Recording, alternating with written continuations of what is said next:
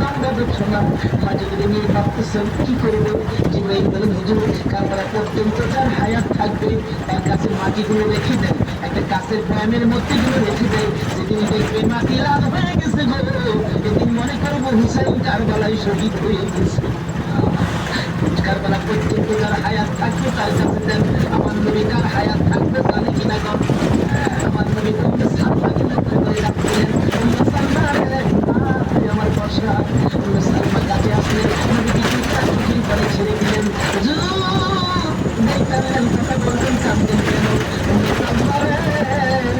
কান্দি রে বলি জাপান মাটির মধ্যে হাত দিলাম রেখে দিয়ে, যেদিন দেখতে মাটি লাল হয়েছে এদিন তুমি বুঝে নিবা আমার হুসাই কারবালায় শহীদ হয়ে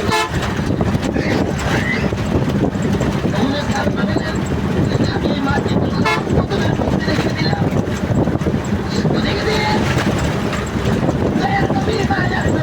দুনিয়ার থেকে বিদায়, বিদায় বিদায় এইভাবে আস্তে আস্তে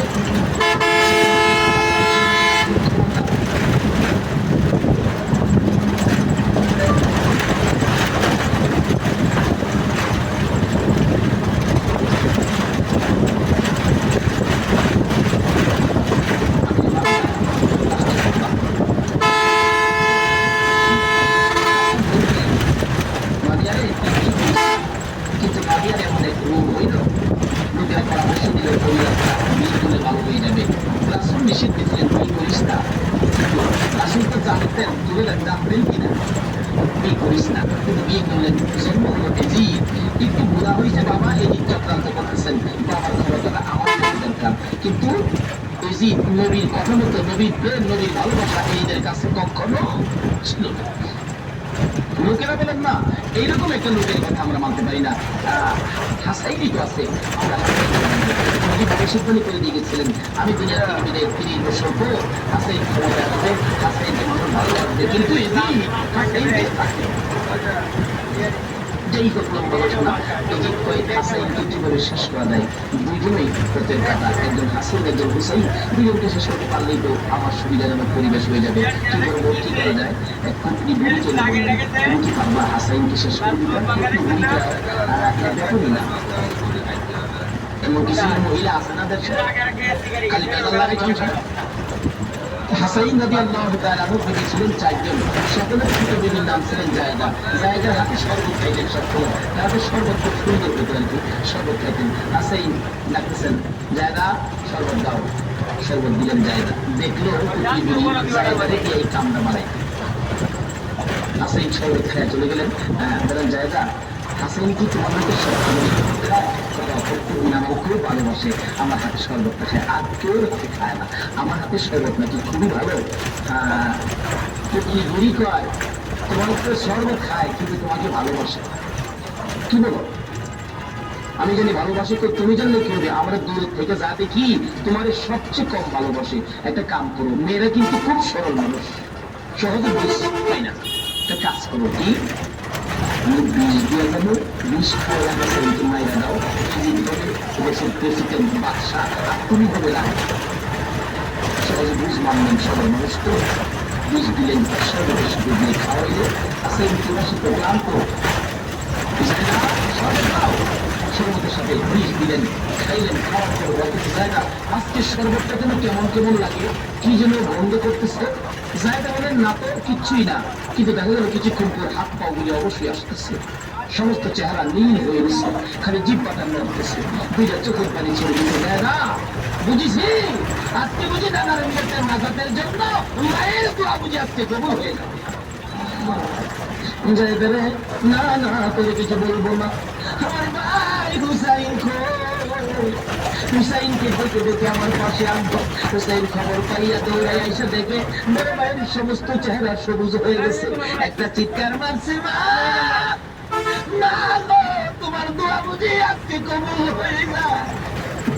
দৌড়ে যাইয়া হাসাইনের গলায় ধরছে, ভাই রে ভাই কোকে তোমার এই অবস্থা করেছে, আমি হুসাইনটার প্রতিশোধ নিব। হাসাইন টাইনা টাইনা গলায় ধরে দুই গালে চুমাইতেছে, ছোট ভাই তো বাইরে প্রতিশোধ নিস না, নানার উন্নতির জন্য মায়ের দোয়া কবুল হয়ে গেছে। সেই একটা কথা করে বলে যায়, কিছুদিন তোর তোর উপর বিপদ আসবে রে, আমার মায়ের দোয়া তোর বেলায় তো কবুল হয়েছে। যেদিন বিপদে আসবে রে, কেউ তো তোর পাশে আসবে না রে হাসাই হুসাইন। এদিন আমি তো ভাই কাছে থাকতাম, আমি তো দুনিয়ায় থাকতেছি না হুসাইন রে।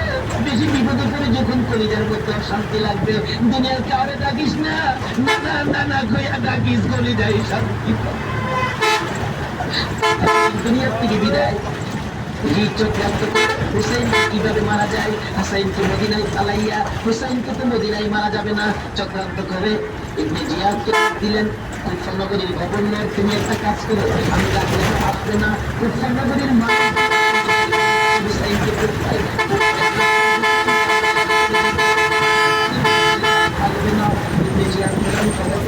চিঠি পাঠায়, চিঠি পাঠাইতে পাঠাইতে 40,000 চিঠি মদিনায় পাঠায়। চিঠি আসছে, চিঠি দেখে বলেন হুসাইন কোপার চিঠি রং ভালো দেখা যায়, কোপার তরবারির ব্যবহার ভালো হবে। সেই আমরা তোমাকে দিব না, হাসাইদের ব্যাপারেই তোমরা বলতে পারি না, তোমাকে দিব না। 40,000 চিঠি, 50,000 চিঠি চিঠি আছে, তারা পরামর্শ করে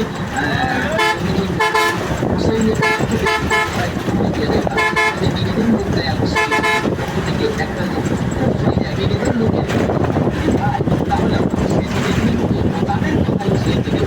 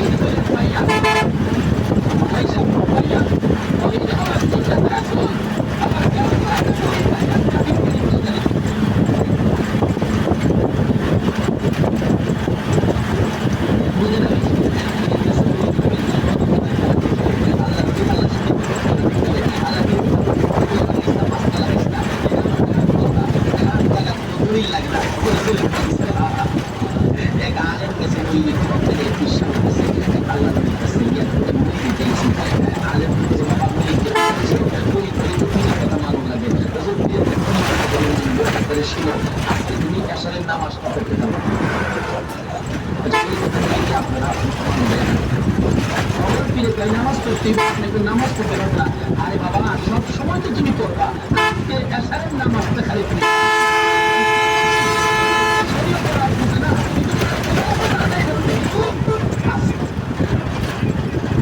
বলবো সাথে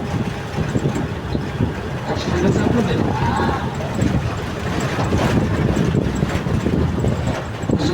কি আজকে এশারের নামাজটা কথা মানবা না, তা তো মানতে হবে। আচ্ছা ঠিক আছে, বাড়িতে যার নামাজ দিতে পারবে। আচ্ছা যে মেয়েটা পীর হয়েছে, এবারে কি খবর রাখে না, রাখে না এই চিটাগাঙ্গির পীর আমরা বেরো বের খবর রাখতে পারে না, বুঝে আসে না। সমাজে বুঝতে গেলে একটা ঘটনা বলতে পারে, বলবো আমরা চিনেন আমরা কি আরেক নাম আছে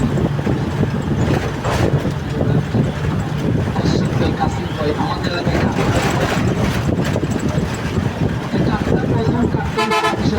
জিনিস একটা